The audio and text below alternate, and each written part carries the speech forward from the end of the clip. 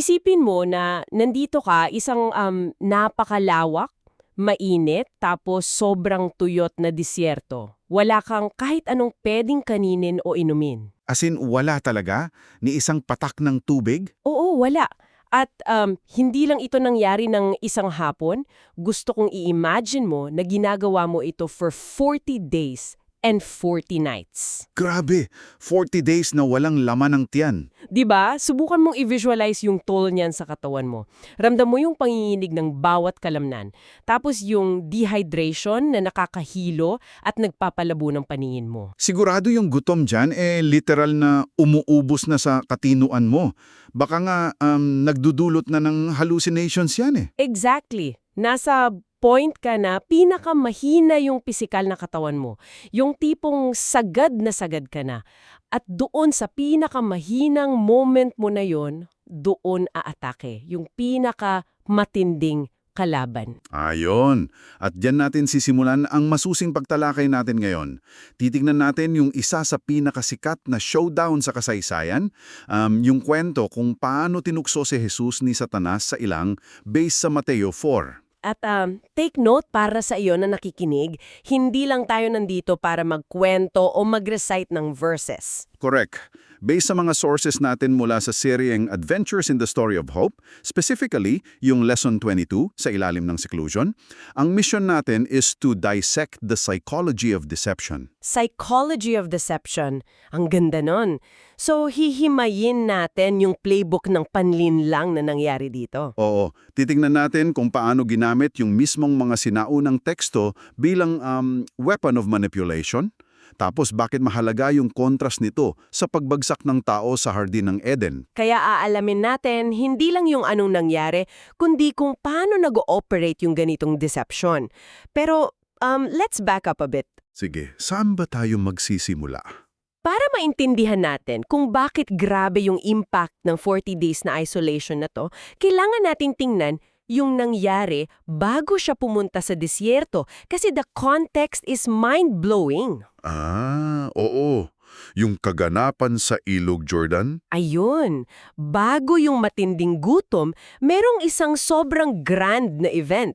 Ayon sa text natin, binotismohan muna si Jesus ni Juan at may detalye doon na nakaka-goosebumps. Yung pag-ahon niya sa tubig, di ba? Oo, pag-ahon niya, yung kalangitan ay literal na napunit o torn apart. Hindi lang basta bumuka yung clouds torn apart talaga. Tapos bumaba yung espiritu na parang kalapati. Exactly. At nagsalita ang Diyos Ama, sinasabi na lubos siyang nalulugod sa kanyang anak. Ibig sabihin, merong absolute and ultimate public validation. Pero ito yung catch, di ba? The contrast is violently sharp. After ng napakaluwalhating moment na yon, nag-shift agad yung eksena. Oo nga, walang transition period. Wala talaga. Mula sa ilog, agad-agad siyang pinangunahan ng espiritu papunta sa ilang para tuksuhin at mag-fasting ng 40 days. Wait, i-clarify natin yung fasting. Kasi yung pag-aayuno dito, hindi lang siya basta aksidenteng pagkagutom. Hindi. Isa itong deliberate na pag-iwas sa basic human needs. Sinasadya mong i-isolate yung sarili mo at tanggalin yung comfort ng pagkain para makapag-focus sa pakikipag-ugnayan sa Diyos. Parang sensory deprivation, kumbaga. Intentional na pag-alis sa ingay ng buhay. Tama. Para bigyan ka ng analohiya, ikaw na nakikinig, isipin mo nanalo ka ng Olympic gold medal. Nandun yung buong mundo, pumapalakpak, grabe yung high mo. O tapos? Tapos kinabukasan paggising mo, tinapon ka ng mag-isa sa isang napakadilim na lugar. Wala kang makain, wala kang makausap. Ang bilis ng whiplash mula sa peak papunta sa rock bottom. Oo, nakakabigla yung ganung shift. Kaya ang tanong ko dyan is, bakit kailangan ganun? Bakit dadaan muna sa extreme vulnerability bago harapin yung ultimate na kalaban? Di ba mas logical na harapin mo yung kaaway kapag full energy ka? Magandang tanong yan. At para masagot yan, kailangan nating i-profile yung kalaban na inilalarawan sa source material natin. Sino ba talaga tong adversary na to? Ayon sa text, si Lucifer ay dating pinakamataas at pinakamagandang anghel. Pero dahil sa matinding pride, bumagsak siya. Naging mapagmataas siya kaya itinapon mula sa langit, di ba? Oo, at siya ngayon si Satanas na ang ibig sabihin ay the adversary o kalaban. Tinatawag din siyang the devil o yung tagapag-akusa. So, hindi siya lalaban ng patas sa isang open field. Definitely not. He is highly tactical. Hihintayin niya kung kailan ka pinaka-depleted physically and emotionally. Aatake siya sa moment na pinakamahina si Jesus. Kasi umaasa siya na yung physical starvation magtutulak kay Jesus sa isang spiritual breakdown. Gusto niyang sirain yung mission bago pa mag-umpisa. Exactly. He strikes when the target is most vulnerable. So, i-imagine ulit natin yung eksena ha. Day 40 na gutom ka na, tapos lalapit tong kalaban na to. Yung unang approach niya, pansinin mo, sobrang simple pero calculated. Oo, gamitin natin yung mapanuksong boses niya. Sabi niya, kung ikaw ang anak ng Diyos, gawin mong tinapay ang mga batong ito. Sa unang tingin parang basic survival instinct lang yung hinihingi niya, 'di ba? Oo, kasi wala kang kinakain ng lagpas 1 buwan. Tapos may kapangyarihan ka naman, hindi ka naman inutusang pumatay, inutusang ka lang kumain. Pero dito magkakaroon tayo ng aha moment kapag sinuri natin yung original text. Paano yon? Ano meron sa text? Kasi yung word na kung or if sa Griego, literal na nangangahulugang dahil o since. Wait, so hindi niya pinagdududa ang anak ng Diyos si Jesus? Hindi. Alam ni Satanas kung sino siya. Ang translation talaga dyan is parang, dahil ikaw ang anak ng Diyos, bakit ka nagugutom? Gawin mong tinapayan. So tinutukso niya si Jesus na gamitin yung banal na kapangyarihan niya para sa sariling pisikal na pangangailangan. Correct? Tinutukso siyang i-bypass yung plano ng kanyang ama para sa sariling comfort. Wow, that makes so much sense. Hindi blatantly evil yung act, pero ginagamit sa maling paraan. Paano nga ba sumagot si Jesus dyan? Subagot siya hindi sa pamamagitan ng magic, kundi sa pamamagitan ng salita. Oo, hindi niya ginawang tinapay yung bato, sumipi siya mula sa Deuteronomio 8.3, di ba? Ayon, yung sikat na linya, na hindi lang sa tinapay nabubuhay ang tao, kundi sa bawat salita ng Diyos. Kaya gumagamit yung material natin ng analohiya mula sa Hebreo 4.12 na yung salita ng Diyos ay parang isang matalas na espada. Ginamit niya yung text bilang perfect defense. Pinakita niya na yung ultimate survival tool ay hindi instant gratification, kundi tiwala sa Diyos. Okay, so physical deprivation didn't break him. Kung ikaw si Satanas at nakita mong ginamit yung text laban sa'yo, ano next move mo? Malamang iibahin ko yung taktika ko. Exactly. Iha-hijack mo yung mismong text. Sa second test, dinala ni Satanas si Jesus sa tuktok-mang templo sa Jerusalem. Tapos ang hamon niya is tumalon si Jesus pababa. At gumamit na rin siya ng kasulatan dito. Sabi niya ayon sa awit 91, magpapadala ang Diyos ng mga anghel para saluhin ka. Diyan papasok yung danger ng half-truth. Kasi may nakatagong detalye dyan na sobrang mahalaga. Ano yung tinanggal ni Satanas sa quotation niya? Sinadya niyang tanggalin yung linyang "in all your ways" o sa lahat ng iyong mga lakad.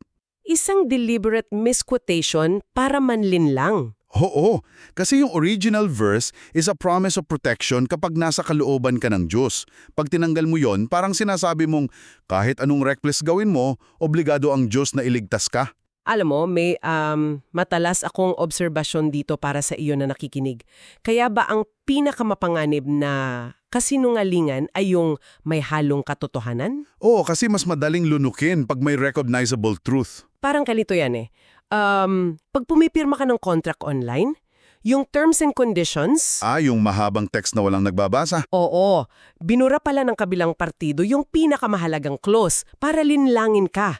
Pag-click mo ng I agree, boom, nakuryente ka na. Kasi kalahati lang ng truth yung binigay sa'yo. Sobrang ganda ng analogiya na yan. At isipin mo yung temptation din ng spectacle doon. Instant fame kung sinalo siya ng mga anghel sa harap ng maraming tao. Instant followers, di ba? Wala nang kahirap-hirap. Pero paano gumanti si Jesus dito? Muli siyang sumagot gamit ang Deuteronomio 6.16, ang babala na huwag subukin o testingin ang Panginoon. Basically, sinasabi niya, hindi tama na persahin ang Diyos na gumawa ng himala. You don't manipulate God. Correct. Real faith is trusting the plan. Hindi yung gagawa ka ng reckless stunts para magpa-impress. Okay, so pumalpak yung kalaban sa tinapay, pumalpak sa templo. Dito na tayo sa grand finale, yung ikatlong pagsubok. Ito yung pinakamalaking alok, di ba? Oo. Dinala ni Satanas si Jesus sa isang mataas na bundok. Tapos, pinakita niya lahat ng kaharian ng mundo at ang kanilang kaluwalhatian. All the wealth and power. Ibibigay daw lahat ni Satanas, kapalit lamang ng pagyukod at pagsamba sa kanya. One time, big time. Gusto kong ipaliwanag kung bakit ito ang ultimate endgame ni Satanas. Gusto niyang sirain yung misyon ni Jesus bilang walang kasalanang kahalili o yung sinless substitute natin sa krus. Paano masisira ng pagyukod yung misyon na yun? Kasi kung sasamba si Jesus kay Satanas, magkakasala siya. Ibig sabihin, hindi siya makakapasa sa pagsubok na maging perpektong alay.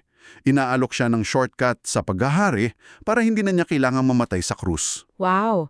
Shortcut para makuha ang mundo, pero isasabotage mo yung mismong misyon. Pero, hindi bumigay si Jesus. Sumagot ulit siya gamit ang Deuteronomy 6:13. Sabi niya, sa Diyos lamang dapat sumamba at maglingkod. At doon, pinalayas na niya si Satanas. At umatras na yung kalaban. Grabe yung labanang yon. Ngayon, gusto kong pag-uugnayin natin to, pabalik sa aklat ng Genesis. Sige, the Eden contrast. Oo. Paano ba ito naiiba sa ginawa ni Eva sa hardin ng Eden? Pagtitingnan natin yung pagkakaiba, sobrang linaw eh. Nasaan si Eva nung natukso siya ng ahas?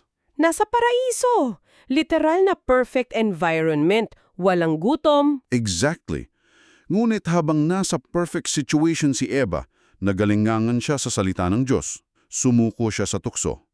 At nagpakita ng kahinaan. Nag-alingangan siya kahit nasa kanya na ang lahat, di ba? Samantalang si Jesus. Samantalang si Jesus, nasa desyerto, gutom, uhaw, vulnerable. Pero doon, sumipi siya sa salita ng may buwang kumpiyansa. Hindi siya bumigay at nagpakita siya ng matinding lakas. Nagtagumpay siya sa pinakamalalang kondisyon. Kaya siya ay yung katuparan ng ipinangakong Satan conqueror mula sa lumang tipan.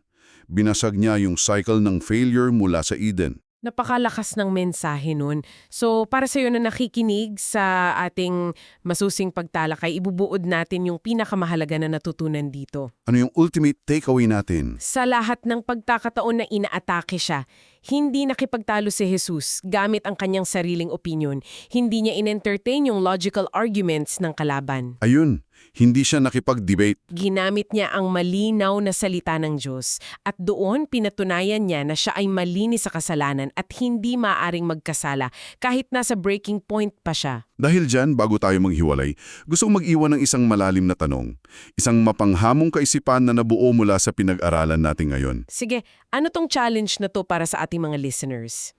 Ayon sa text natin, yung pag-aayuno ay ang sadyang pag-alis sa mga karaniwang pangangailangan para makapokus sa pag-unawa sa Diyos. Di ba? Oo, para luminaw yung signal, kumbaga. Sa ating maingay at modernong mundo ngayon, palagi tayong inaalok ng mga shortcuts. Palagi tayong biktima ng mga kalahating katotohanan sa paligid natin. Lalo na online, puro ingay at quick fixes. Kaya ang tanong is, ano kaya ang kailangan mong i-fasting o iwasan pansamantala ngayon? Marahil ba ay social media? O yung labis na impormasyon sa newsfeeds mo? Para ma-mute yung ingay, tama. Oh, ano ang kailangan mong tanggalin para masiguro mong naririnig mo ang buong katotohanan at hindi ka nadadala sa mga madayang alok ng paligid? Wow. You need to starve the distractions para lumabas yung atotohanan. Isang napakagandang ideya na iiwan natin sa'yo para pag-isipan mo ng malalim. Sana nakatulong to para i-reset yung pananaw natin. Hanggang sa susunod nating masusing pagtatalakay, maraming salamat sa pagsama sa amin. Makinig ulit kayo sa susunod.